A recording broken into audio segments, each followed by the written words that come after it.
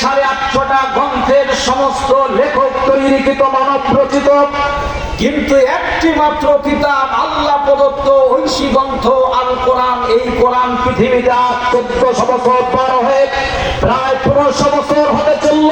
পৃথিবীর কোন বৈজ্ঞানিক, পৃথিবীর কোন দার্শনিক, পৃথিবীর কোন লেখক আজ পর্যন্ত কোরআনকে ভুল প্রমাণ করতে পারে নাই।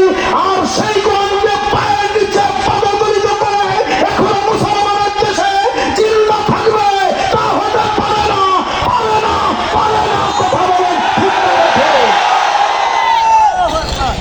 আমরা এসেছি কোরআন শোনার জন্য। কি শোনার জন্য? সুতরাং কোরআনের বিপক্ষে যারা, তাদের সাথে আমাদের 1 সেকেন্ড কোনো সম্পর্ক। সূরার নাম সূরাতুল